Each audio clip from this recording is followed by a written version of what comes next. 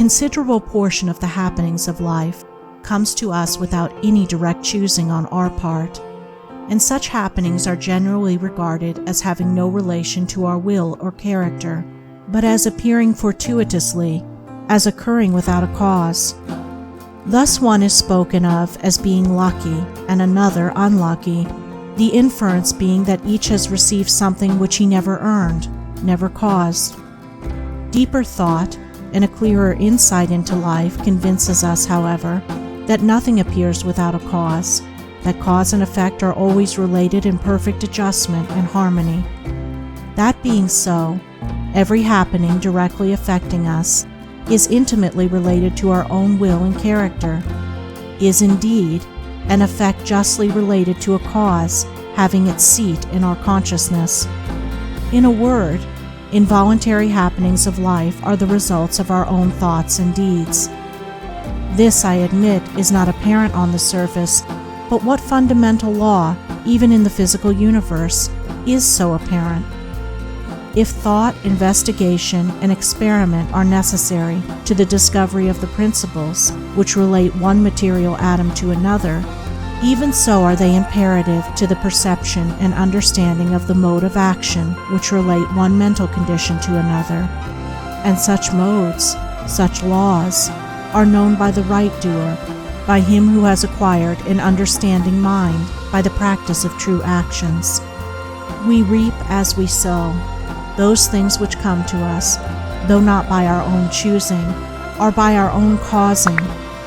The drunkard did not choose the delirium tremens or insanity which overtook him, but he caused it by his own deeds. In this case the law is plain to all minds, but where it is not so plain, it is none the less true. Within ourselves is the deep-seated cause of all our sufferings, the spring of all our joys. Alter the inner world of thoughts, and the other world of events will cease to bring you sorrow. Make the heart pure, and to you all things will be pure, all occurrences happy and in true order. Within yourselves deliverance must be sought.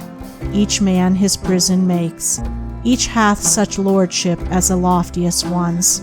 Nay, for with powers above, around, below, as with all flesh and whatsoever lives, act maketh joy or woe. Our life is good or bad, enslaved or free, according to its causation in our thoughts.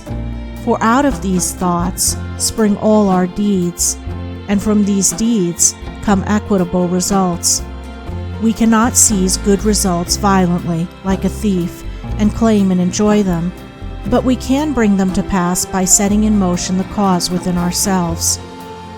Men strive for money, sigh for happiness, and would gladly possess wisdom, yet fail to secure these things, while they see others to whom these blessings appear to come unbidden. The reason is that they have generated causes which prevent the fulfillment of their wishes and efforts. Each life is a perfectly woven network of causes and effects, of efforts or lack of efforts, and results, and good results can only be reached by initiating good efforts, good causes. The doer of true actions, who pursues sound methods, grounded on right principles, will not need to strive and struggle for good results. They will be there as the effects of his righteous rule of life. He will reap the fruit of his own actions, and the reaping will be in gladness and peace. This truth of sowing and reaping in the moral sphere is a simple one, yet men are slow to understand and accept it.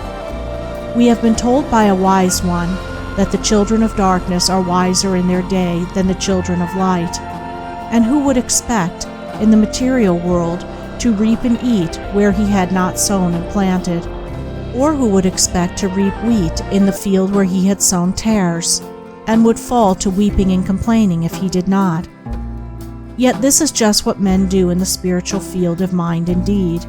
They do evil and expect to get from it good, and when the bitter harvesting comes in all its ripened fullness, they fall into despair and bemoan the hardness and injustice of their lot, usually attributing it to the evil deeds of others, refusing even to admit the possibility of its cause being hidden in themselves, in their own thoughts and deeds. The children of light, those who are searching for the fundamental principles of right living, with a view to making themselves into wise and happy beings, must train themselves to observe this law of cause and effect in thought, word, and deed, as implicitly and obediently as the gardener obeys the law of sowing and reaping. He does not even question the law. He recognizes and obeys it.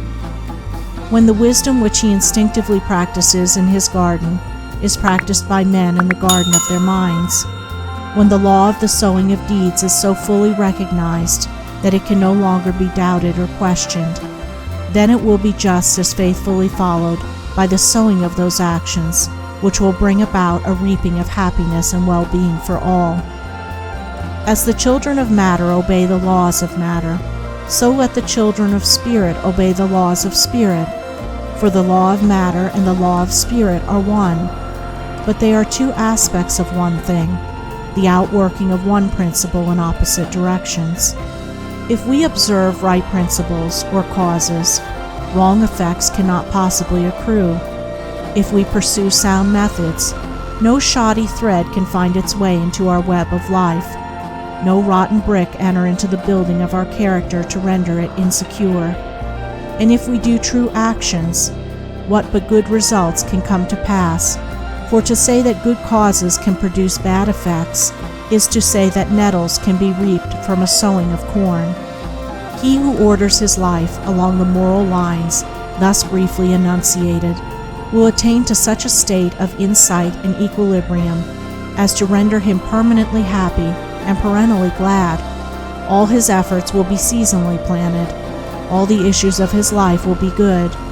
And though he may not become a millionaire, as indeed he will have no desire to become such, he will acquire the gift of peace, and true success will wait upon him as its commanding master.